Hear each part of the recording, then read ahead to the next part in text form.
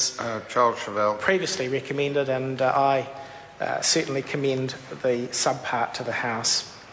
Mr. Chairman. Honourable Leanne Dalzell. Mr. Chairman, thank you for the opportunity to participate in the debate on Part 3 of the legislation bill.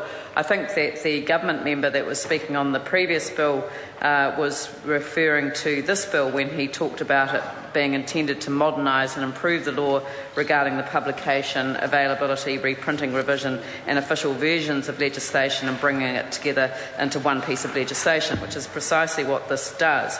I sat on the Regulations Review Committee when it undertook the inquiry relating to incorporating material by reference, which is a particular feature of Part 3 of this bill.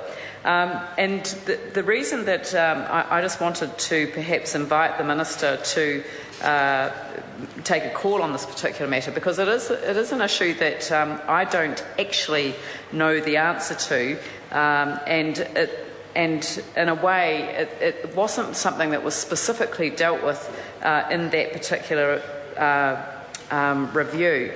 But what this particular part of the legislation does is that it essentially says that you can incorporate into the legislation by reference another instrument, as my colleague has pointed out.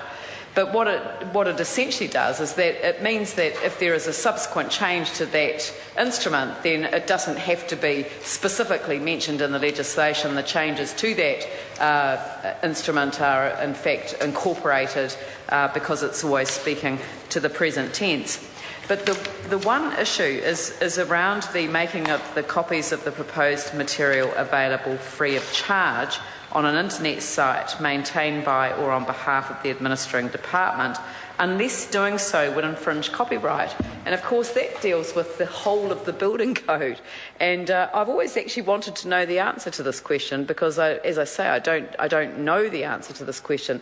We have, as one of our fundamental provisions in relation to building regulation in this country, our building code. But because the Standards Council are not able to obtain any public good funding for the work that they do. Thank you, Mr. Chair. I'm sorry to interrupt the member, but the time has come for me to report progress. Good. It's an important question that will keep.